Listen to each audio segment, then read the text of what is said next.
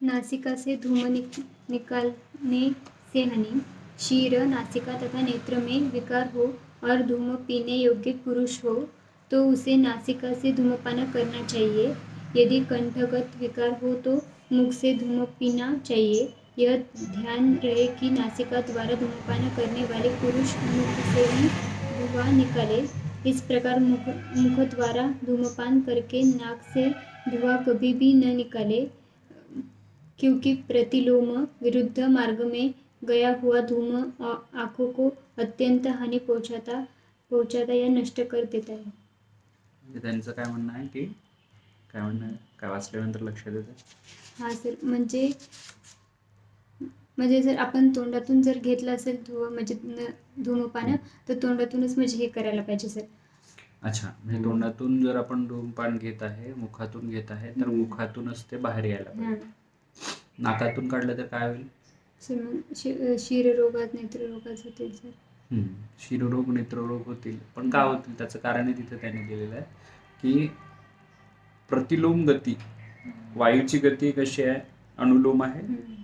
ती अनुलोम जर असेल, जसं श्वास आतमध्ये जात आहे तो बाहेर येत आहे, प्राण आपण, प्राण आणि उदान, ठीक आहे. श्वास आतमध्ये जात आहे, वर येत आहे. पण जर समजा धुवा आपण वरच्या दिशेने काढला तर तो वरचे जे ऊर्ध्वगत जेवढे इंद्रिय आहे त्यांना तो त्रास देईल आणि मग नंतर बाकीच्या इंद्रियांना जे आहे त्याची कार्यक्षमता कमी करेल, ठीक आहे. नासिका से धूमपान.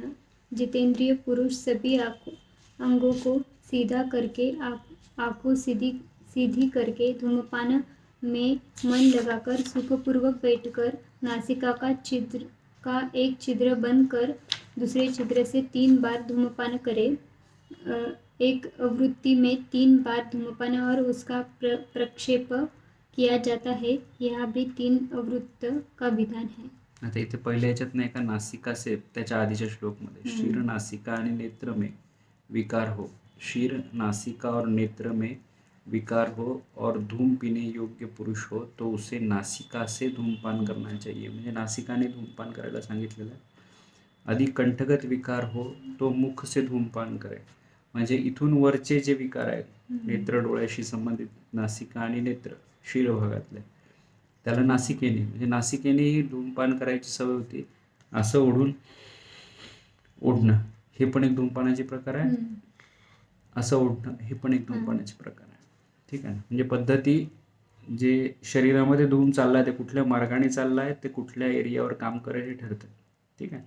म्हणून एक नस्य देताना पण जे विचार आहेत ते काय आहे? नासिका, शीर आणि नेत्ररोग, तिघाचा विचार आपण नस्यामध्ये करू. शेवटी हे नस्यच आहे ना. धूम घेत असेल, धूम नस्यच आहे ते. नाकाने जर घेत असेल तर, आणि मुखाने घेत असेल तरी ते इथे धूम चाललंय म्हणून त्याला धूमपान म्हणत आहे. आणि नाकात आपण जेव्हा तेल टाकतो किंवा त्याला आपण नस्य म्हणतो, ठीक आहे. धूम नेत्र का परिणाम. वैरेचनिक धूमपान के लिए अपने अंगुलियों के परिणाम से ही 24 अंगुल का स्नेहिक धूमपान के लिए 32 अंगुल का और प्रायोगिक धूमपान के लिए विरेचनिक से 1.5 गुना अर्थात 36 अंगुल का धूम नेत्र होना चाहिए. धूम नेत्र सीधा 3 कोश वाला और अग्रभाग में पैर की अंगुठली के समान छिद्र वाला तथा धूम नेत्र निर्माणोपयोगी द्रव्यों स्वर्ण, रजत, ताम्र आदि द्वारा निर्मित होना चाहिए, ठीक आहे. धूमनेत्र आणि त्यात बसवायची ती धूमकांडी जी आपल्याला बनवलेली आहे आपण, त्या धूमपान करण्यासाठीचे औषध आहेत त्याच्यापासून तयार केलेली. त्याचा जो आकार कसा असला पाहिजे, त्याची लांबी कशी असली पाहिजे. आता वातपित्त कफावरून त्याची लांबी ठरू शकते का, असा इथे एक विचार आहे ना. शेवटी काय की किती लांब आहे याच्यावरून ते किती वेळ धूमपान करायचं आहे हे ठरत असेल, बरोबर आहे ना. म्हणजे त्या लांबीवरून ते धूमपान करताना 9 वेळा सांगितलं, तिकडे सांगताना 9 वेळा सांगितलं. म्हणजे तो पहिले नियम त्यांनी आखून दिला की 9 वेळाच करायचा आहे. ते 3 वेळा रिपीट करायचं आहे. म्हणजे काय केलं, तो घेण्याचा रिपिटेशनचा प्रकारही त्यांनी पहिलेच सांगितला. आता जर सांगितलेलं धूमपान किती वेळा करायचं हे सांगितलेलं असेल, तर आता जर नेत्राची किंवा धूमाची जी काडी आहे, धूमकांडी आहे, तिची लांबी जर ठरवली असेल, तर त्याच्यानुसार ही ठरते की सेम अरेंजमेंटमध्ये रिपिटेशन केल्यानंतर 24 अंगुल कधी संपेल, 32 अंगुल आणि 36 अंगुल, म्हणजे वातावर 24 अंगुल. आता धूमपानाचा सगळ्यात जास्त उपयोग कुठे करावा लागेल? कफाशी संबंधित, बरोबर आहे, किंवा पित्ताशी संबंधित. पित्ताची किती सांगितलेली आहे? 36 सांगितलेली आहे. हां, पहा बरं एकदा मोजून. 32 अंगुल. स्नेहिक धूमपान जे आहे ते 32 आहे. ठीक आहे. प्रायोगिक धूमपान वैचारिक हां 1.5 गुणा 36 गुण. ठीक आहे. प्रायोगिक धूमपान आणि 36 जे आहे प्रायोगिक सांगितलेलं आहे. 24 विरेचन सांगितलं. विरेचन, स्नेहन आणि प्रायोगिक अशा 3 प्रकार जे सांगितलेले आहे. हे तिन्ही प्रकार वातपित्त कफानुसारचे आहे. ज्याच्यावर जास्त काम करायचं आहे 36 आहे, ती कुठली आहे? प्रायोगिक आहे. ठीक आहे. आणि 36 खूप जास्त दिवस जाईल अशा पद्धतीने आहे का त्याची अरेंजमेंट? 36 जर असेल तर त्याच सिक्वेन्समध्ये घेतल्यानंतर ती लांबपर्यंत जाईल. पण ठीक आहे, वातपित्त कफानुसारच याची अरेंजमेंट आहे.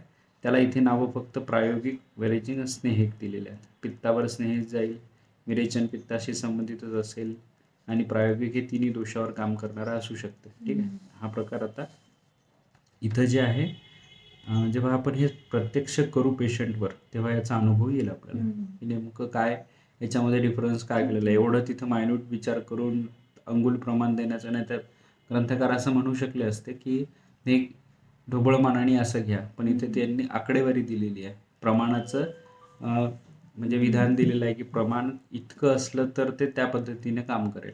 ठीक आहे, चालेल. कारण द्रव्याचा उपयोग वेगवेगळा नाही आहे, फक्त अंगुली प्रमाणामध्ये वेगळं दिलेलं आहे. ठीक, पुढं. धूमनेत्र से धूमपान करने से लाभ, समुचित मात्रा में और यथोचित काल में पिया गया धूम दूर से आता हुआ 3 कोशाकार पूर्व में खीर कर न्यून वेग वाला होकर धूमनेत्र में क्रमशः पतला हो जाता है, इसलिए वह इंद्रियों में कोई बाधा नहीं उत्पन्न करता. पण इतकं जर विचार ग्रंथकार करत असतील की त्याचा आकार कसा आहे, 3 कोशातून तो आलेला आहे आणि त्याच्यानंतर तो इंद्रियामध्ये जात आहे, शरीरामध्ये जात आहे, तर तो बाधा कमी करेल. म्हणजे या पद्धतीने अरेंजमेंट केल्यानंतर कमीत कमी बाधा होईल अशा पद्धतीने धुमाचा वापर केलेला आहे.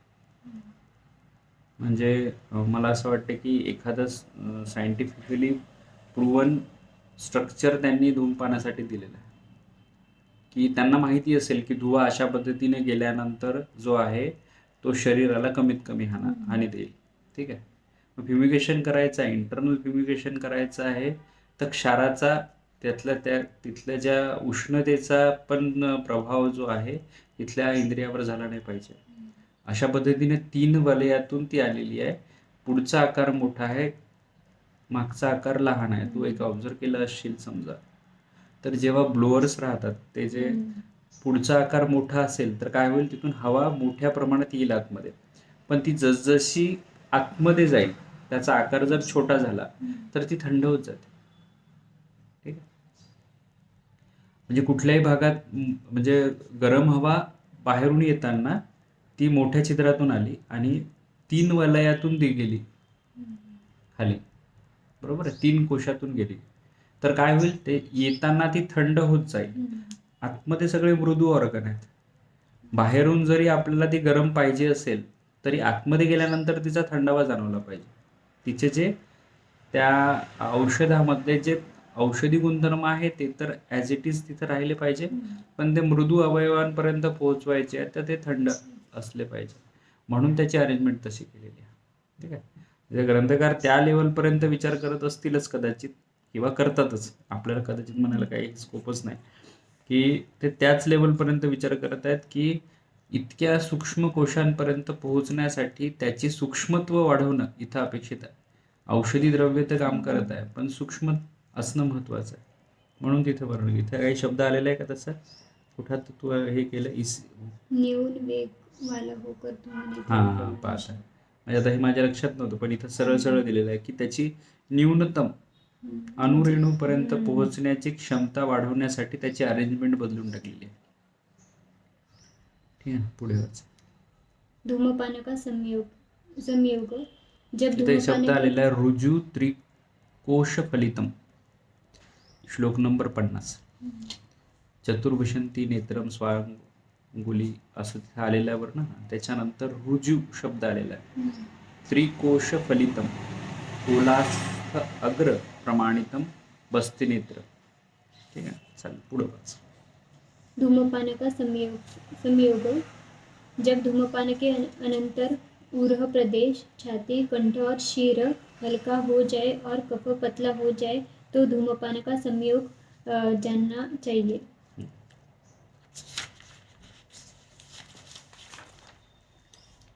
धूमपान का प्रयोग अधि धूमपान करने के बाद भी रोगी का स्वर शुद्ध न हो, कंठ में कफ भरा हो और शीर जकड़ा हुआ हो तो उसे धूमपान का अयोग या हीनयोग समझना चाहिए. बरोबर आहे. स्वर शुद्धी, कंठ कफ असणं आणि शिरभागी जडपणा हे तिन्ही गोष्टी हीनयोगाची लक्षणं दाखवतात. अतियोग. धूमपान का अतियोग होने से तालु, शीर और कंठ में शुष्कता तथा जलन, तृष्णा की अधिकता, मूर्छा की स्थिति, अधिक रक्तस्राव, शीर में चक्कर, बेहोशी तथा ज्ञानेंद्रिय एवं कर्मेंद्रिय में असामर्थ्य और विकलता होती है. इथे अतियोगाची लक्षणे दिलेली आहे. कर्मेंद्रियाची हानी सांगितलेली आहे, म्हणजे पॅरालिटिक कंडिशन पण होऊ शकते. असामर्थ्य और विकलता होती है. ठीक, पुढे.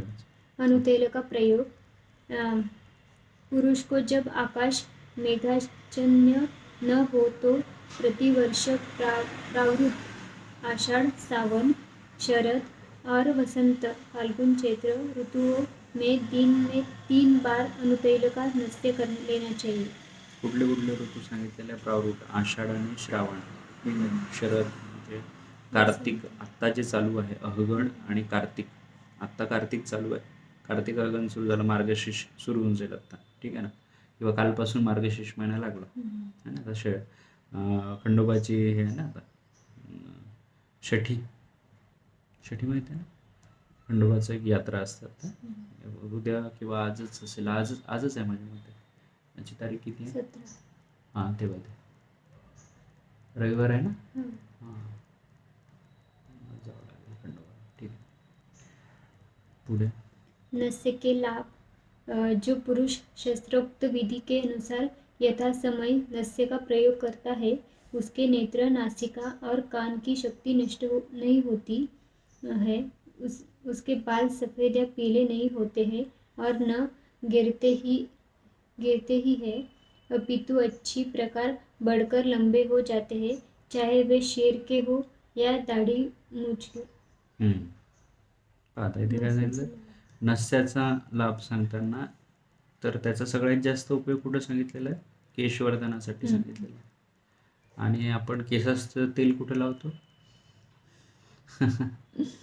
म्हणजे ठीक आहे, केसासाठी तेल आपण डोक्याला लावतोय, ते पण केसासाठी फायदेशीरच आहे, पण नस्य उपयोग जास्त आहे, कारण की ते इंटरनल ऑर्गनला आतून बळ देईल है ना. मृदू अवयवांना आतून बळ देणं, रोमकुपांना आतून बळ देणं, ऊर्ध्वगत जत्रू सर्व अवयवांचे दोष काढून टाकणं. कारण की केस कधी गळत असतील, एक असा विचार जर केला तर ते सर्व ऊर्ध्वगत जत्रुगत जे काही इंद्रिय आहे यांचं पोषण बरोबर होत नसेल तर, किंवा तिथे काहीतरी दोषाचा अवरोध असेल, तिथे दोषाचे आवृत्तत्व असेल, किंवा तिथले धातू मलिन झाले असतील, त्यावेळेस जे आहे तिथे अवरोध येऊन किंवा त्याची कार्यक्षमता कमी होणं असं होत असेल. मग तो जर दुरुस्त केला, शेवटी काय डोळ्याच्या ठिकाणी अवरोध आला तरी केसांना त्रास होणार, नेत्राच्या ठिकाणी अवरोध आला तरी केसांना त्रास होणार. इफेक्ट कुठे दिसत आहे याच्यावरून जे आहे आयुर्वेदात असं म्हटलेलं, म्हणजे केसाचाच त्रास आहे तो, पण तो केसाचा त्रास का आहे, कानाचा त्रास आहे तर कानाचा त्रास का आहे, डोळ्याशी संबंधित दिसण्याचा त्रास आहे तर तो नेमका कशामुळे आहे याचं एकत्रित उत्तर जे आहे ते तिथं असलेल्या वेगवेगळ्या अवयवाच्या कार्यक्षमतेवर पण परिणाम करते. ठीक आहे, म्हणजे केसावर जर परिणाम असेल तर त्याचा कुठेतरी दूरगामी परिणाम कानावर असेल, डोळ्यावर असेल, किंवा तिथले दोष असल्यामुळे केसावर त्याचा परिणाम झाला असेल. फक्त पाहताना आपण केसावरच पाहत आहे, पूर्ण शरीराशी संबंधित पण त्याचा विचार करावा लागेल. ऊर्ध्वजत्रुगत आजारामध्ये फोकस जरी ऊर्ध्वजत्रुगत आजारच असतील है ना, शिरोभागातीलच असतील, पण त्याचा संबंध शरीर इतर भागाशी, पचनाशी पण आहे, कारण दोष तिथून तयार झालेले आहेत आणि मग ते ऊर्ध्वगामी झाले आणि मग त्यांनी वेगवेगळे आजार तिथं तयार केले. पण स्थानिक दोष काढताना नस्याचा वापर जास्त फायदेशीर आहे. नस्य के विशिष्ट चमत्कार. नस्य के रूप में अनुतैल के प्रयोग से शीर कपाल की शिराएं, संधियाएं, स्नायु और कंडराएं परिपुष्ट होकर और अधिक बलशाली हो जाती है. मुख प्रसन्नता से भर जाता है. स्वर स्निग्ध, मनोहर, स्थिर और गंभीर हो जाता है.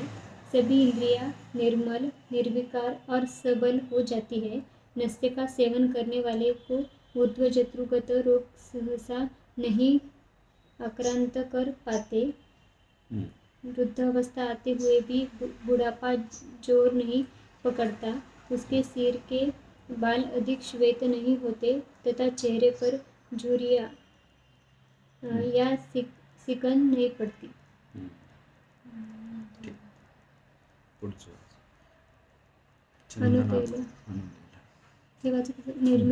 अनुतैल निर्मिती विधि तथा प्रयोग.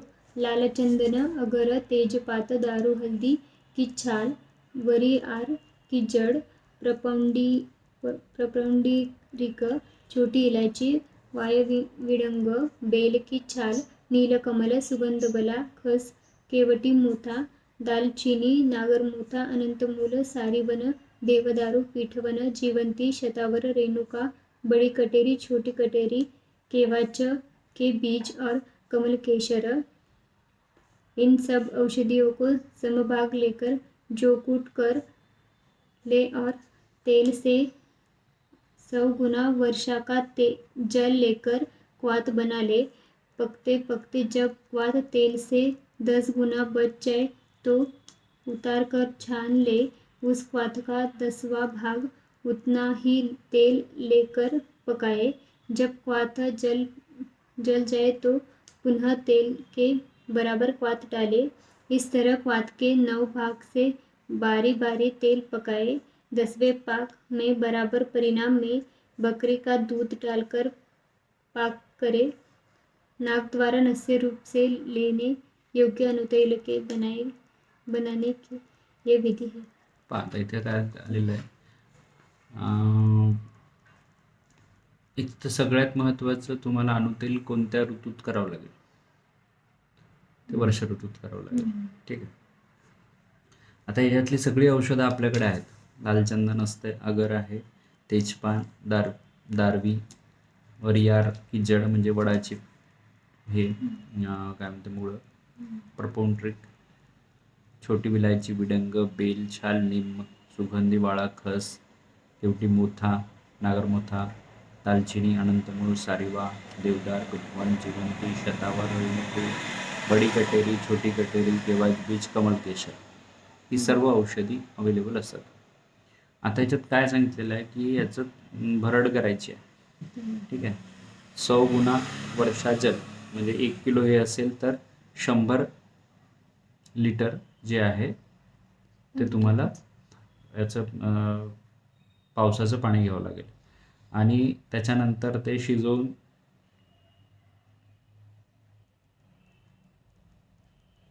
तेल से 10 गुना म्हणजे तेलाच्या जवळपास 10 पट काढा शिल्लक राहायला पाहिजे. म्हणजे 1 लिटर तेल बनवायचं असेल, उलटं जावं लागेल, 1 लिटर तेल लिही एका कागदावरती. 1 लिटर तेल बनवायचं असेल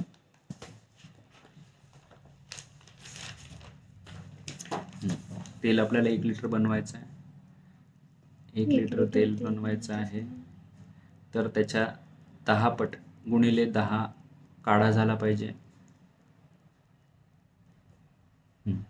आणि 10×100 10×100 वर्षाजल असलं पाहिजे. ठीक आहे, म्हणजे किती झालं ते 1 लिटर तेल, 10 लिटर काढा, 10च्या 100 म्हणजे किती झालं 1000 लिटर पाणी असलं पाहिजे. बरोबर आहे. हां, 10 गुणा बच्चा है तो उतार कर छान ले, इस क्वात का 10वां भाग म्हणजे 100 लिटर. पुन्हा 100 लिटर जे आहे 1 लिटर तेलामध्ये टाकून जे आहे ते उकळून पूर्ण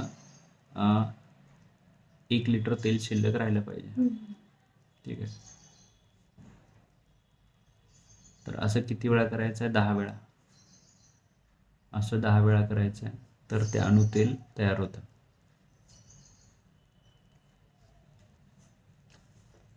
इथे सांगताना उलट सांगितलेलं आहे की कर ले और तेल से 100 गुना, तेल से 100 गुना असं सांगितलेलं आहे.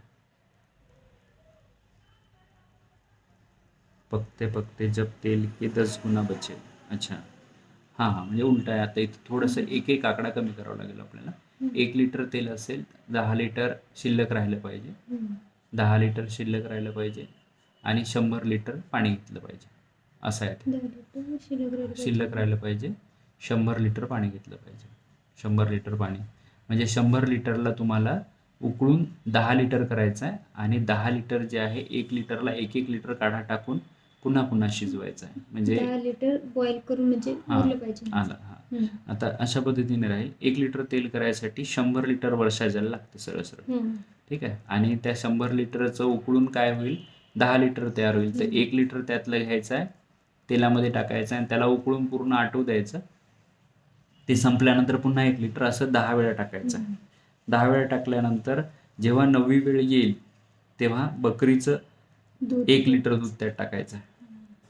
ठीक आहे, म्हणजे बकरीचं दूध 1 लिटर लागेल दरवेळेस. तर 1 लिटर अणुतेल तयार करायला तुम्हाला 100 लिटर पाणी लागणार आहे. म्हणजे आता सोपं झालं, 1000 लिटर नाही लागणार. 100 लिटर जे आहे ते तुम्हाला वर्षाजल लागेल. आपण यावेळेस करून ठेवलं होतं पण ते त्यात थोडे किडे पडले, त्याच्यामुळे मग मला असं वाटलं की ते राहील शिल्लक, वर्षाजलामध्ये होणार नाही, ते फेकून दिला मी कालच. नाही तर ते आपण करायचं ठरवलं होतं की यावेळेस अणुतेल आपण करून पाहायचं. पण आता लक्षात येतं की अणुतेल करताना तुम्हाला सरळ सरळ वर्षा ऋतूमध्येच करावं लागेल. वर्षा ऋतूमध्ये ते लगेच त्या दरम्यान, कारण तेल खराब नाही होणार. औषधं एकदा अरेंज करून ठेवली आपण तर आपण काय करू शकतो की त्याच वेळेस अणुतेल तयार करू शकतो. बकरीचं दूध हे त्याच वेळेस जास्त चांगल्याने मिळतं. म्हणजे गाई म्हशी जे आहे हिरवा चारा त्यावेळेस जास्त मिळतं त्यांना, तर तुम्हाला बकरीचं दूध हे त्यावेळेस चांगल्याने मिळू शकते. साधारणतः पहिला काही पाऊस गेल्यानंतर म्हणजे एक वर्षा ऋतूचा मध्यम जेव्हा ताप असेल, समजा जेव्हा जास्त पाऊसही नसेल त्यावेळेस ते पाणी एकदा अरेंज करून घ्यायचं आणि लगेच अणुतेल करून घ्यायचं. तर पुढच्या वेळेस आपण जेव्हा वर्षा ऋतू असेल त्यावेळेस आपण अणुतेल तयार करू शकतो. टॉपिक करून आता एक ते क्लिअर झालं. मागच्या वेळेस आपण ठरवलं होतं, पण मला असं वाटलं की जसं रिलॅक्स वेळ होईल तेव्हा आपण ते करू. ठीक आहे.